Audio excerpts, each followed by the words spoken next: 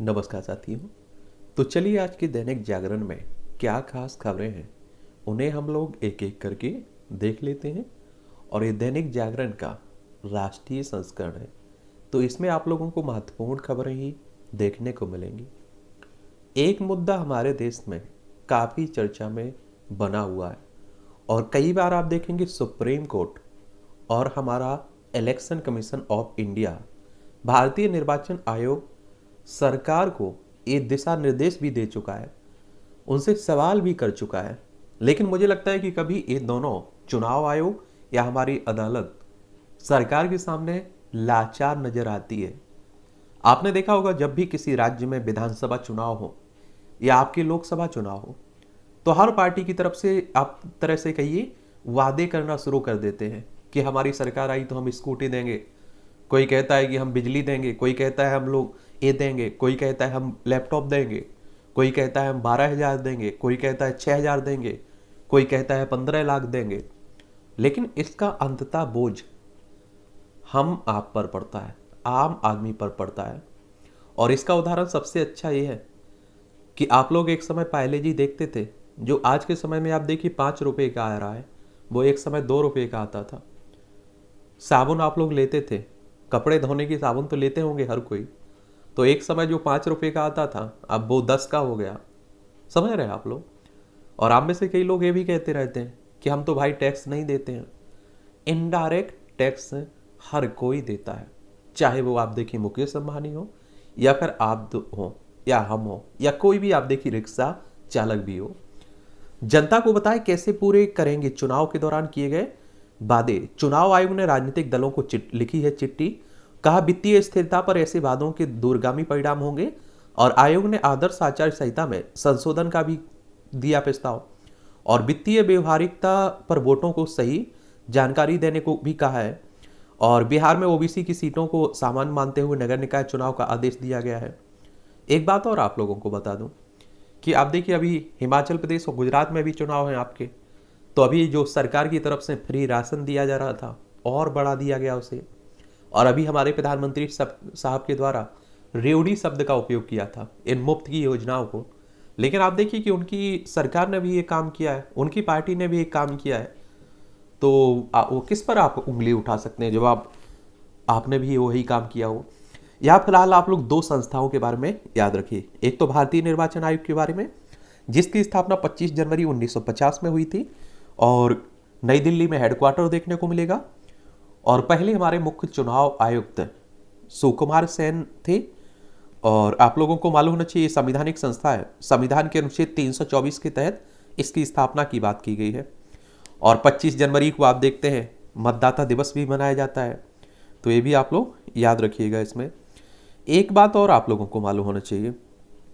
क्या मालूम होना चाहिए आपको?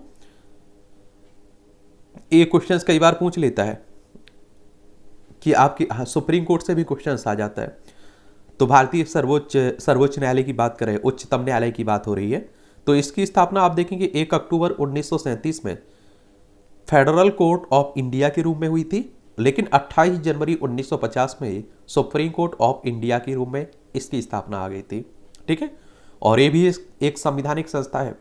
अनुच्छेद 124 आप लोग पढ़ेंगे ना, तो उसमें सुप्रीम कोर्ट की स्थापना की बात कही गई है। और इसमें वर्तमान में 34 न्यायाधीश देखने को मिलेंगे, एक आपका मुख्य न्यायाधीश है और 33 अन्य न्यायाधीश। और इसमें जो न्यायाधीश है इनका कार्यकाल 65 साल आयु रखी गई है, यानी कि सेवानिवृत्ति की आयु कितने साल रखी गई है? 65 साल। ठीक है। और हिमाचल प्रदेश को देख लीजिए, क्योंकि यहाँ भी चुनाव है। और हिमाचल प्रदेश की राजधानी आप लोग अगर देखें तो शिमला है और दूसरी राजधानी इसकी धर्मशाला है। और इसकी अंतर्राष्ट्रीय सीमा देखिए चाइना से लगती है। किससे लगती है? चाइना से लगती है। राज्यों में लद्दाख हो गया, जम्मू कश्मीर, पंजाब, हरियाणा, उत्तर प्रदेश और हरियाणा, यहाँ उत्तराखंड। और आप देखेंगे विधानसभा में यहाँ 68 सीटें हैं, राज्यसभा में 3 सीटें हैं, लोकसभा में आपकी 4 सीटें आपको देखने को मिलेंगी। वहीं गुजरात अगर आप लोग जाएं तो गांधीनगर इसकी राजधानी है गुजरात की।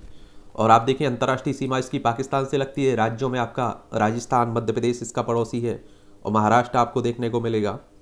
यहाँ आप देखेंगे विधानसभा में आपकी 182 सीटें देखने को मिलेंगी, राज्यसभा में 11 सीटें हैं, लोकसभा में 26 सीटें आपको देखने को मिलेंगी। तो यहाँ भी चुनाव है।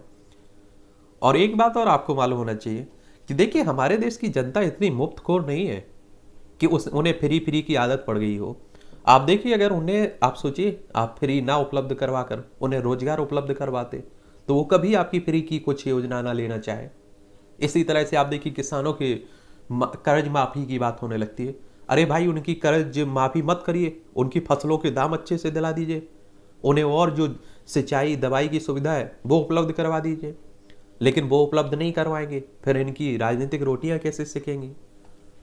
BSES को मिली सब्सिडी की होगी जांच, LG ने दिए आदेश। ये दिल्ली में आप देख रहे हैं, दिल्ली के लोगों को मिल रही बिजली सब्सिडी की भी अब जांच के दायरे में आ गई है। और आप देखते होंगे कि अरविंद केजरीवाल साहब जहां भी जाते हैं वो भी 300 यूनिट बिजली की बात करते हैं फ्री की, ठीक है।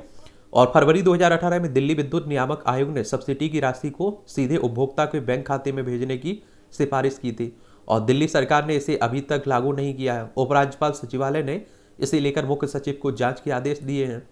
और दिल्ली की बात होती है तो आप सभी जानते हैं कि केंद्र शासित प्रदेश है, नई दिल्ली इसकी राजधानी है। और आप देखेंगे अरविंद केजरीवाल यहाँ के मुख्यमंत्री है। विधानसभा में 70 सीटें हैं, राज्यसभा में 3 सीटें हैं, लोकसभा में 7 सीटें आपको देखने को मिलेंगी। साइबर अपराधियों के खिलाफ CBI का ऑपरेशन चक्र। एक सबसे पहले आप लोग याद रखिएगा, कई बार पूछ लेगा आपसे, ऑपरेशन चक्र किससे संबंधित है? साइबर अपराधियों से। और आप देख रहे हैं कि साइबर अपराध काफी कुछ बढ़ चुके हैं और आप लोगों से इसलिए कहता हूं कि आप जागरूक रहिए और आप किसी भी झांसे में मत पड़िएगा, आप भी लुट जाएंगे, आप भी फंस जाएंगे। और CBI की बात होती है तो आप सभी जानते हैं सेंट्रल ब्यूरो ऑफ इन्वेस्टिगेशन की बात हो रही है। और इसकी स्थापना 1 अप्रैल 1963 में हुई थी। नई दिल्ली में हेडक्वार्टर देखने को मिलेगा। और जिस तरह से आप देख रहे हैं ऑनलाइन की बात हो रही है ना, उसी तरह से साइबर हमले भी हो रहे हैं। यूक्रेन संकट पर का सैन्य समाधान संभव नहीं है, प्रधानमंत्री कह रहे हैं। आप सभी जान रहे हैं, देखिए ये यूक्रेन है, ये रूस है, ये हमारा प्यारा भारत है। यूक्रेन और रूस के बीच लंबे समय से युद्ध चल रहा है, उसी को लेकर ये कहा जा रहा है। जेलसिंकी या यूक्रेन के भावी राष्ट्रपति से वार्ता को रूस तैयार है। और आप देखिए कि सबसे ज़्यादा इसमें नुकसान यूक्रेन को उठाना पड़ रहा है, ठीक है। यूक्रेन के राष्ट्रपति जेलसिंकी व PM मोदी और प्रधानमंत्री ने यूक्रेन के राष्ट्रपति व्लादिमीर जेलसिंकी से टेलीफोन पर बात की है। कहा परमाणु संयंत्रों की सुरक्षा को लेकर भारत चिंतित है। अब कब इसका समाधान होता है ये आने वाला वक्त ही बताएगा। जम्मू कश्मीर में पहाड़ियों को भी आरक्षण और गृह मंत्री अमित शाह ने पहाड़ी समाज को अनुसूचित जनजाति का दर्जा देने का ऐलान किया है। और आप देखते हैं कि हमारे देश में एक आरक्षण का मुद्दा गर्म हमेशा बना रहता है, चर्चा में हमेशा बना रहता है।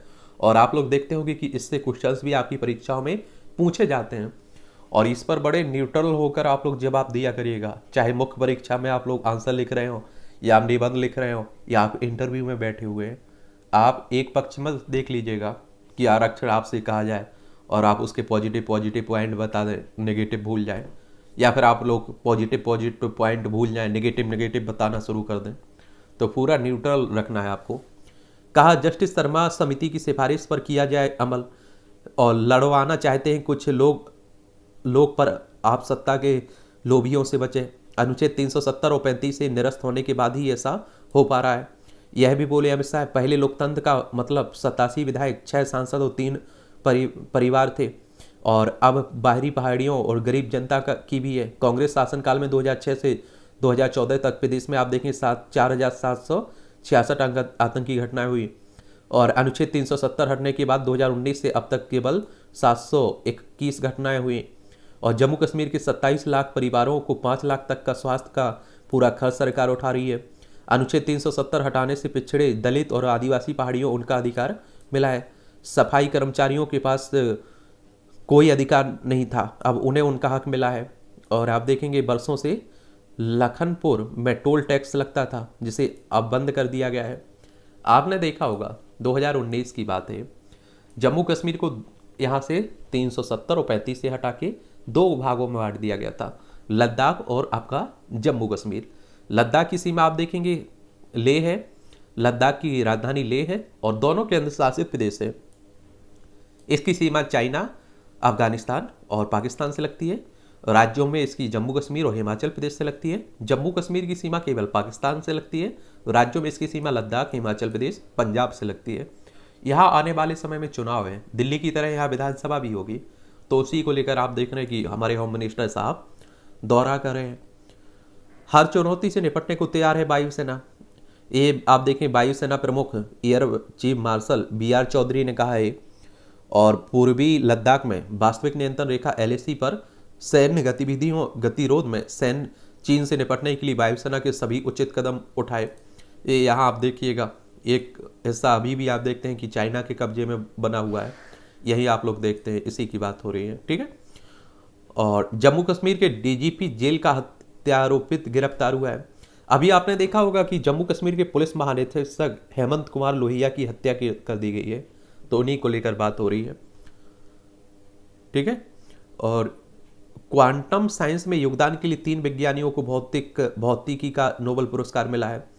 फ्रांस के एलन ऑस्पेक्ट, अमेरिका के जॉन एफ क्लोजर और ऑस्ट्रेलिया के एंटन जेलिंगर बने संयुक्त विजेता। और बरसों पहले किया था शोध इन्होंने। अमेरिका के 79 वर्षीय जॉन एफ क्लोजर ने 5 दशक पहले क्वांटम सिद्धांत का प्रयोग के द्वारा सिद्ध किया था। फ्रांस के 75 वर्षीय एलन ऑस्पेक्ट ने क्वांटम सिद्धांत में खामियों का पता लगाने और उन्हें दूर करने में सफलता पाई थी। वहीं ऑस्ट्रिया के 77 वर्षीय एंटन जेलिंगर ने क्वांटम टेलीपोर्टेशन की अवधारणा दी थी, और इसी की मदद से आप देख सैकड़ों मील दूर किसी डाटा को भेजना संभव हो पाया है। और आज तीनों वैज्ञानिकों के शोध को आधार मानते हुए क्वांटम कंप्यूटर, क्वांटम नेटवर्क, सुरक्षित तरीके से क्वांटम कम्युनिकेशन के क्षेत्र में वैज्ञानिकों ने अनूठी उपलब्धि प्राप्त की है। और जिलंगर ने नोबेल पुरस्कार के लिए चुने जाने को सुखद आश्चर्य कहा। और 2010 में इन तीनों को इजराइल में बुक प्राइज भी मिला था, तो ये आप देख लीजिएगा। और ये आप लोगों को याद होना चाहिए कि इनसे क्वेश्चन आप देखते हैं पूछे जा सकते हैं। क्या पूछे जाते हैं आपके नोबेल पुरस्कार से? आप सभी जानते हैं नोबेल, अल्फ्रेड नोबेल की याद में ये दिए जाते हैं, और 1901 से दिए जा रहे हैं।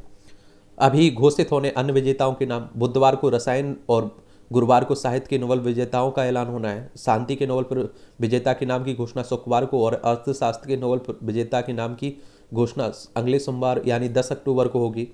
और नोबेल पुरस्कार 10 दिसंबर को दिए जाएंगे। भारतीय मूल के सलमान रुश्दी को इस वर्ष साहित्य का नोबेल पुरस्कार मिल सकता है। अभी आपने देखा होगा सलमान रुश्दी पर हमला भी हुआ था, तो ये भी। और अर्थशास्त्र में जो दिया जाता है 1969 में पहली बार दिया गया था, बाकी 1901 से दिए जा रहे हैं, ठीक है।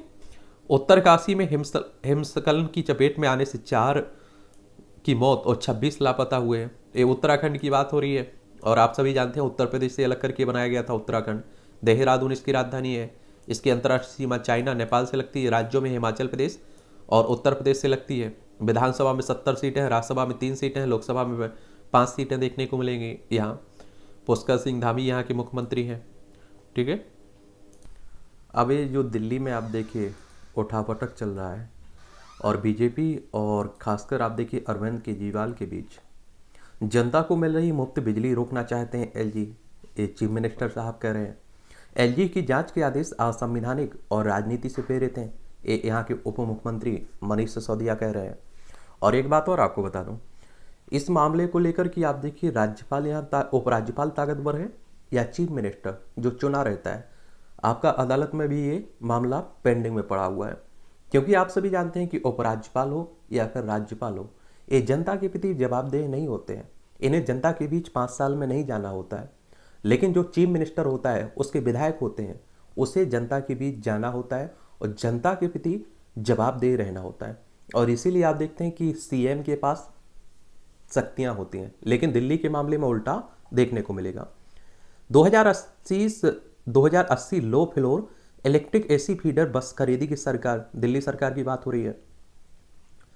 बिजली कंपनियां संग मिल आप सरकार ने किया 8,000 करोड़ का भ्रष्टाचार, ये भाजपा आप कह रही है। बिना कंज्यूमर ऑडिट के आप से ने निजी बिजली कंपनियों को दे दिए करोड़ों, कांग्रेस के नेता कह रहे हैं।